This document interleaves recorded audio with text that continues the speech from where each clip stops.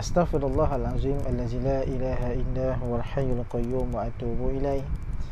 Subhanallah walhamdulillah wa la ilaha illallah wallahu akbar wa la hawla wa la quwwata illa billahil aliyyil azim. A'udzu billahi samii'il 'aliim minasyaitonir rajim.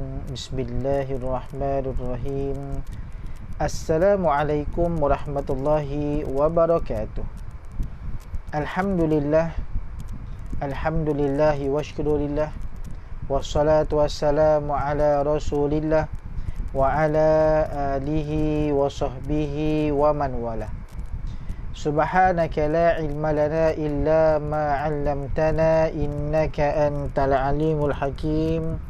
Qala rabbi shrah li sadri wa yassir li amri wahlul 'uqdatam min lisani yafqahu qawli. Sadaqallahul azim.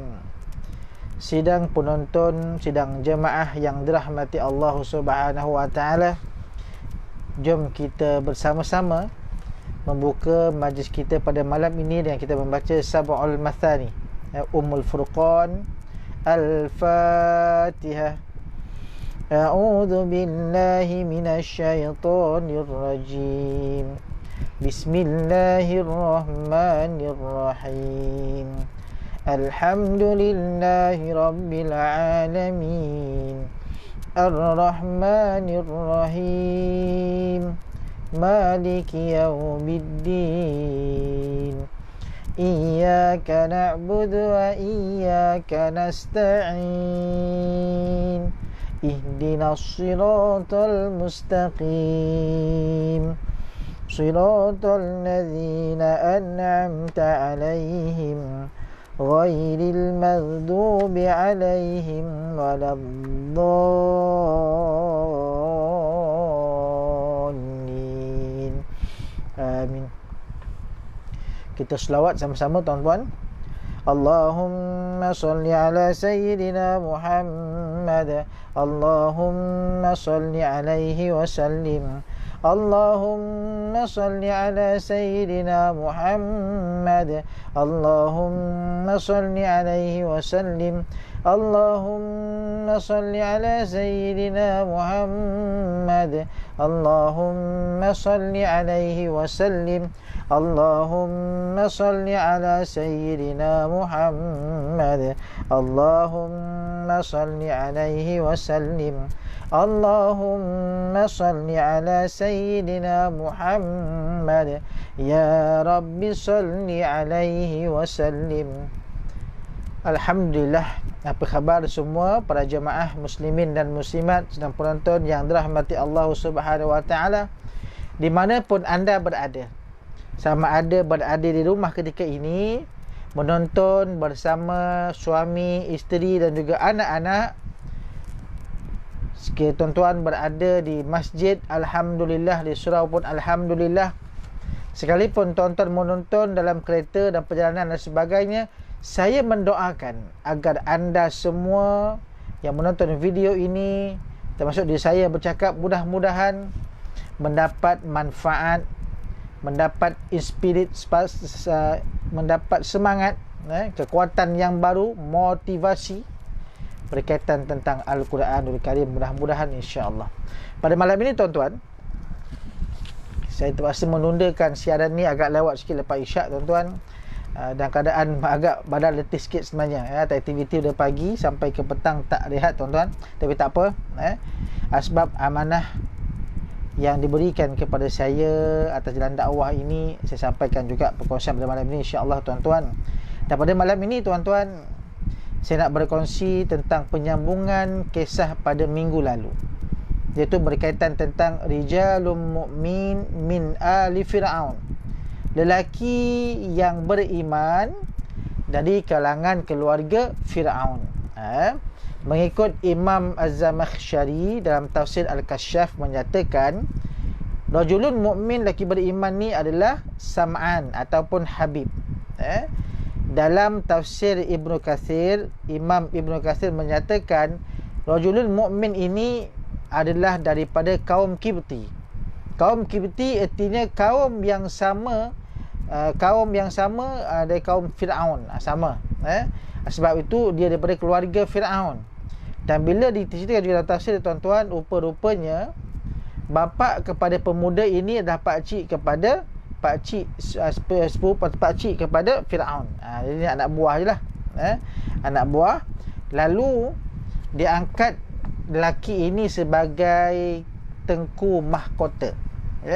Tengku mahkota fungsi dia apa? Bakal untuk mengambil alih tampuk pemerintahan bila sultan dah mangkat, mati dan sebagainya. Sebab itu kita lihat dalam Quran diceritakan dalam surah Ghafir, rajulun mu'minun min ali Fir'aun yaktumu imanahu. Diceritakan laki yang beriman ini, berkeluarga Fir'aun ini, yaktumu imanahu, dia menyembunyikan keimanannya sebab dia tahu dia tengku mahkota ketika itu, dan dia bakal ambil alih kerajaan tersebut selepas Fir'aun mati, lepas Fir'aun mangkat. Tapi tuan-tuan, dia sebagai seorang pemuda yang mempertahankan keimanannya, menyembunyikan keimanannya sebab satu agenda. Ada perancangan dia di situ. Allahu Akbar tuan-tuan. Padahal dia boleh aja declare iman dia tuan-tuan, sebab bila mana isteri pada Fir'aun, Asiyah binti Muzahim, diketahui akan imannya kepada Allah SWT, apa berlaku? Fir'aun bawa isterinya ke tengah padang dan diikat di 4 penjuru di tengah padang tuan-tuan. Diseksa selama 3 hari tuan-tuan. Dia ada ketika itu, dia tahu dia boleh tampilkan untuk menidakkan, jangan buat sekian sebab aku juga beriman. Dia boleh, tapi dia biarkan saja Asiyah binti Muzahim diseksa dan akhirnya mati syahid. Dan dalam Quran digambarkan tuan-tuan, isteri Fir'aun termasuk dalam penghuni syurga Allah Subhanahu Wa Taala, dan telah dibinakan satu mahligai rumah di sisi Allah Subhanahu Wa Taala. Okey. Pemuda yang beriman ni juga, dia tetap teguh mempertahankan keimanannya, tetap teguh menyembunyikan keimanannya, sekalipun isteri yang disayangi dibunuh depan mata sendiri. Siapa isterinya? Masyitah. Pernah dengar kan nama Masyitah? Iaitu tukang sisir rambut anak Fir'aun. Jadi bila mana Masyitah ni diseksa, dicampakkan ke dalam api, dan juga anak beranaknya, rajulun mu'min atau Sam'an ini berada di sebelah. Dilihat sahaja, dia tak tahan pun. Dia tak kata apa, dia senyum saja. Tapi dia yakin bila mana anak istrinya mati syahid tuan-tuan, akan menunggu beliau nanti di syurga Allah Subhanahu Wa Taala. Sebab tu dibiarkan saja. Tapi sampai masa bila mana dalam meeting, dalam mesyuarat, tiba-tiba Fir'aun menyatakan kepada ahli mesyuarat, apa kata dia dalam surah Ghafir ayat 26, wa qala Fir'aun, telah berkatalah Fir'aun, zaruni aqtul Musa wal yada'u rabbah. Dia kata apa? Biarkan aku sendiri yang membunuh Musa, dan biarkan dia memohon kepada Tuhannya, meminta pertolongan. Aku nak tengok, kata Fir'aun ni. Kalau kata Musa tu hebat sangat, power sangat, dia kata aku cabar dia, aku sendiri yang akan bunuh dia. Itu kata Fir'aun. Dan bila mana Fir'aun kata macam itu tuan-tuan, ahli mesyuarat tepuk tangan, seronok sebagainya, sebab Fir'aun sendiri nak bunuh Musa. Tetapi lain yang berlaku kepada lelaki yang beriman ni tadi, bersamaan ni tadi, dia pun antara pemimpin-pemimpin yang berada dalam kerajaan Firaun, sebab dia tunggu mahkota. Sampaikan tuan-tuan, dia bangun tu, dia cuba psycho kembali Firaun. Dan dialog perbincangan ataupun mempertahankan di antara lelaki mukmin dan juga Firaun, tuan-tuan para jamaah boleh buka dalam surah Ghafir. Buka surah Ghafir, bermula pada ayat 25 ke 26, macam itulah lebih kurang tuan-tuan. Bermula daripada ayat tersebut sampailah tuan-tuan sekitar ayat dalam 40-an, yang bercerita tentang kisah lelaki mukmin ini menentang kerajaan Firaun bagaimana. Bila mana Firaun sendiri nak declare nak bunuh Nabi Musa, tuan-tuan, Nabi Musa tak berganjak pun, dia relax saja. Tetapi sahabat-sahabat pengikut Nabi Musa alaihissalam yang mempertahankan dan menyuruh Nabi Musa untuk meninggalkan kota Mesir ketika itu. Tapi tuan-tuan, malam ini saya nak berkongsi dengan tuan-tuan berkaitan tentang bagaimana uslub dakwah yang ditonjolkan oleh pemuda ini tadi. Dia bukan tak tahu kekejaman Firaun, dia bukan tak tahu kehebatan Firaun. Dan kalau katalah di ketika itu tuan-tuan, dia pun ditangkap tuan-tuan, Masya Allah, kan dipancung juga tuan-tuan. Tetapi kita lihat tuan-tuan, kita lihat bagaimana lelaki mukmin yang beriman ini, dia dapat menggunakan beberapa uslub dakwah untuk mempertahankan tentang Nabi Musa alaihissalam. Dalam waktu yang sama, beliau dapat berdakwah untuk mengingatkan tentang terutamanya Firaun, untuk mempertahankan menentang Firaun, dan untuk mempertahankan Nabi Musa alaihissalam. Tuan-tuan muslimin dan muslimat sekalian, dalam dialog atau percakapan daripada mukmin ini, terlihat bagaimana dia mengingatkan mereka tentang hidup di dunia ini sementara waktu saja dan hidup kekal abadi pada hari akhirat nanti. Sebab dalam surah Ghafir diterangkan tuan-tuan ayat ke-40, ke-9 dan 30 mengatakan bahawa, dan bagi tahu pada Firaun, udahlah senang cerita, udahlah, biarlah, dia kata Musa tu apa pun biarlah sebagainya. Tetapi tuan-tuan, dah nama raja Firaun tuan-tuan, dengan keegoannya, dengan kebongkakannya, tetap juga dia memburu Nabi Musa alaihissalam untuk dibunuh tuan-tuan. Sebab itu dalam surah Ghafir Allah datangkan dialog di antara mukmin ahli Firaun ni tadi dengan Firaun. Dialognya antaranya tuan-tuan, antara bentuk dakwah yang disampaikan kepada Firaun laknatullah, iaitu yang pertama tuan-tuan berkaitan tentang dakwah secara hikmah. Dakwah secara hikmah. Artinya tuan-tuan, artinya dalam erti kata di dakwah pada Firaun itu tuan-tuan, Raja mukmin ni walaupun dia tahu, kalau aku declare sekejap lagi aku beriman kepada Musa, aku beriman kepada Allah, confirm aku akan dipancung, confirm akan dipancung. Tetapi tuan-tuan, dia mengambil pendekatan, tak apalah, biarlah aku bersemuka, biarlah aku tunjukkan keimanan aku mati pun tak apa, jangan sampai mereka bunuh Musa alaihissalam. Sebab apa tuan-tuan? Sebab pandangan pada samaan atau lelaki mukmin ini, Nabi Musa adalah utusan Allah Subhanahu Wa Taala. Kalau Nabi Musa dibunuh tuan-tuan, siapa yang nak bawa wahyu? Siapa yang nak terangkan pada masyarakat di dunia ini? Sebab itu dia risau sangat kalau Musa dibunuh oleh Firaun dan konco-konconya. Jadi tak ada pilihan tuan-tuan. Bila mana dah perancangan tersebut dah mula dirancang, strategi dan sebagainya, dia dengan memberanikan dirinya bangkit dan bangun. Bangkit dan bangun, dia mempertahankan Firaun, mempertahankan Nabi Musa alaihissalam. Dan kita lihat tuan-tuan, dalam konteks dakwah yang dijalankan oleh lelaki mukmin ini, yang pertama tuan-tuan, beliau menggunakan dengan kaedah dengan kaedah Allah selamat, lupa tu nama tadi tuan. Okey, baik. Yang pertama, dari segi percakapan, dari segi perbualan, mempertahankan Nabi Musa AS agar jangan dibunuh.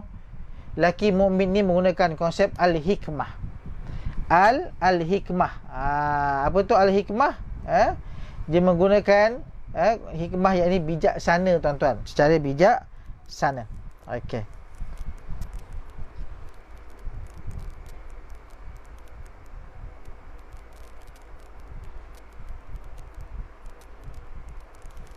Sekejap, tuan-tuan.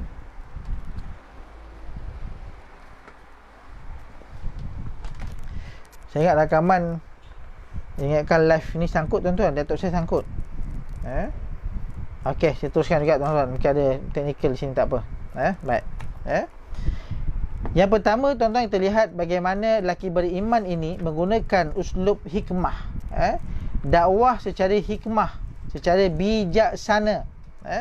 Apa tu hikmah? Hikmah Arab artinya bijaksana, tuan-tuan.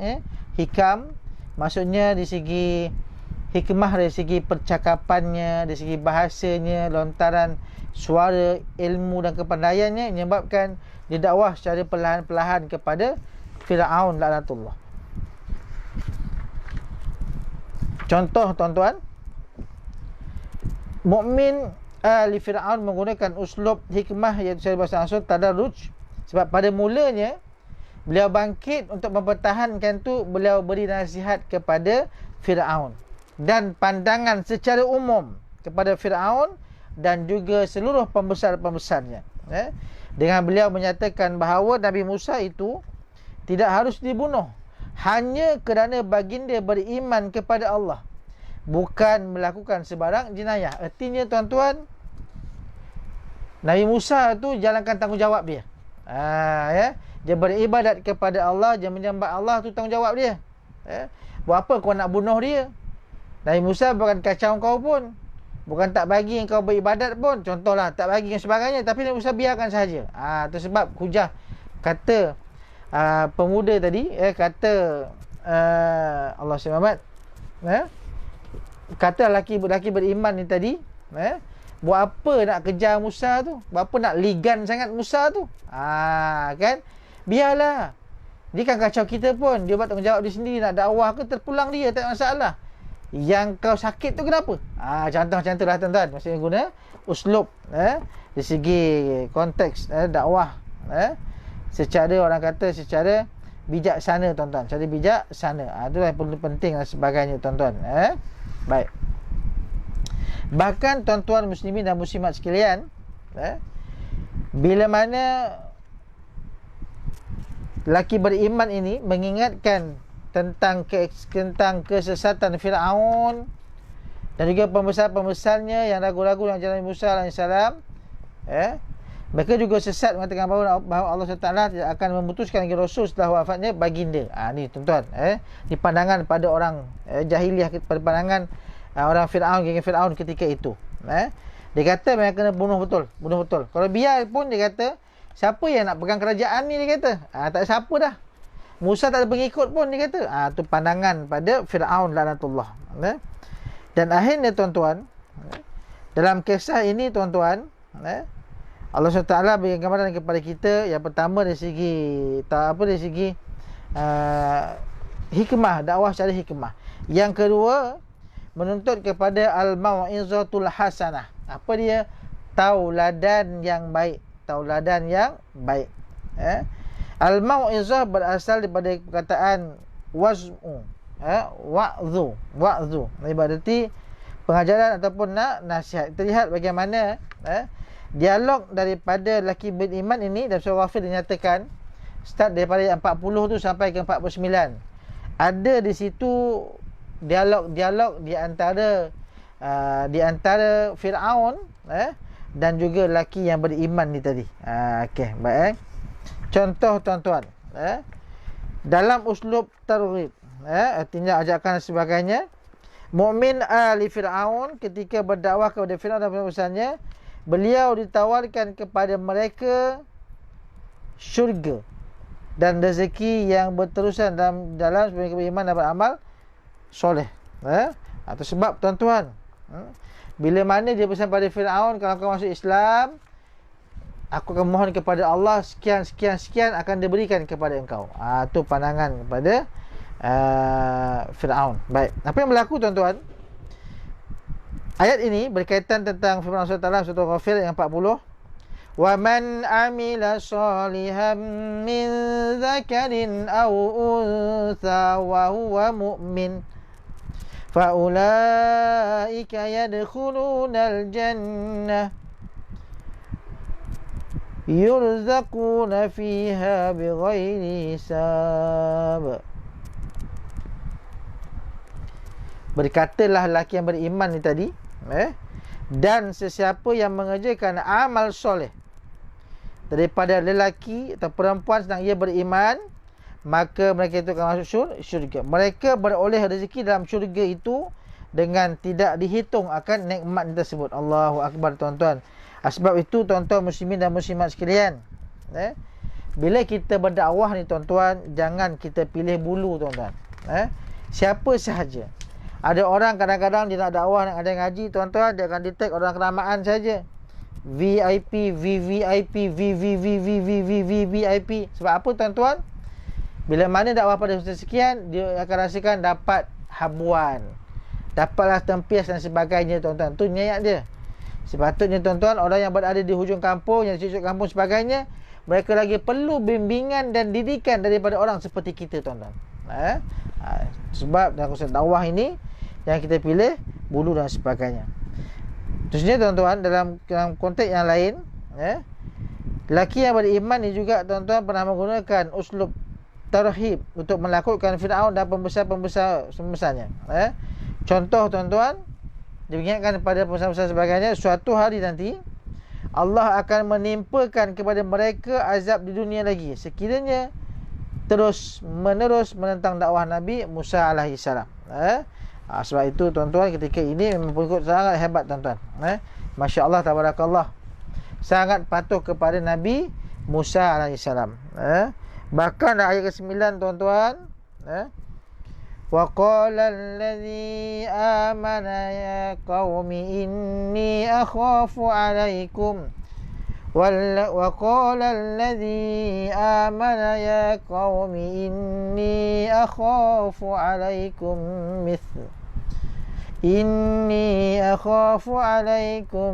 mithla yaumil ahzab.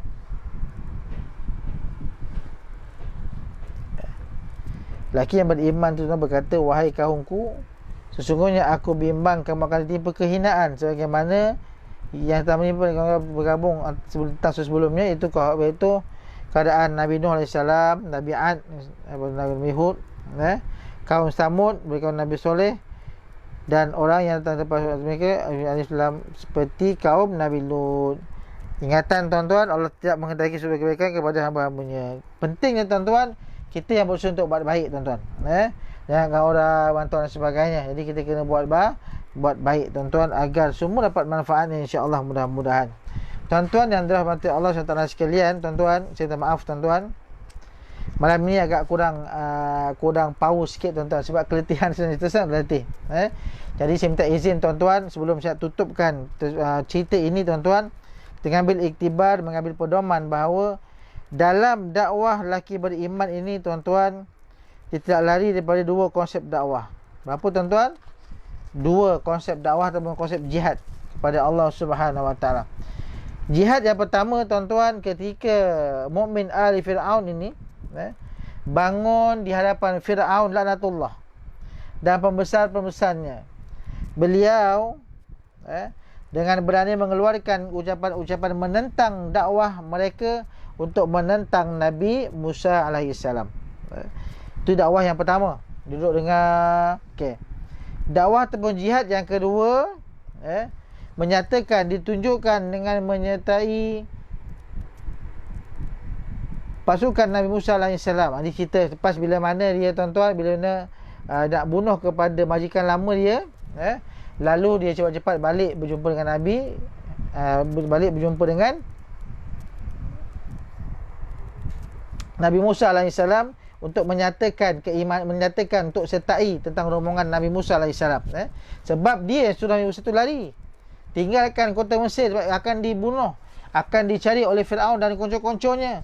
Jadi dia bagi pandangan berhijrah. Dan bila hijrah tu, dia juga termasuk dalam ahli hijrah tersebut. Laki yang beriman ni tadi. Okey.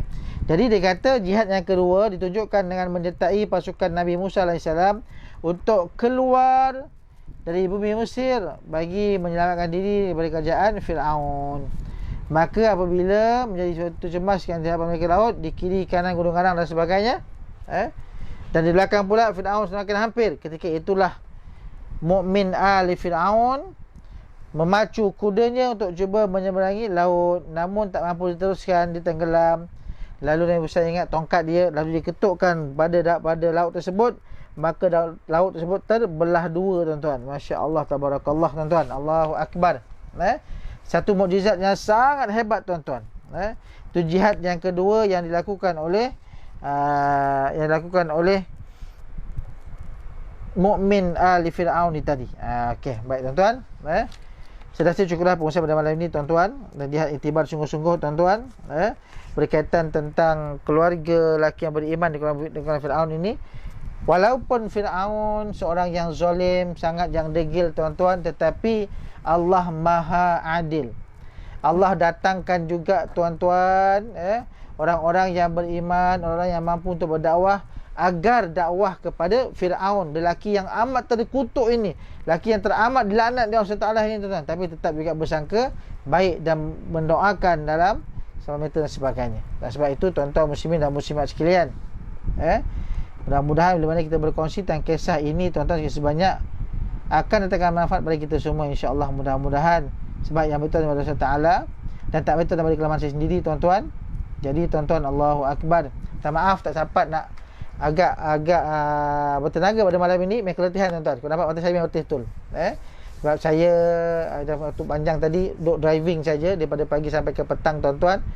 Tapi tak apa, alhamdulillah, walaupun sedikit perkongsian ini mudah-mudahan ada manfaatnya berkaitan tentang lelaki yang beriman dalam kalangan keluarga Firaun.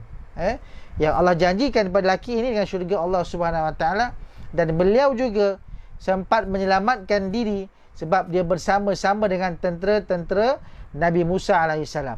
Firaun dan kawan-kawannya akhirnya tenggelam dalam Laut Merah.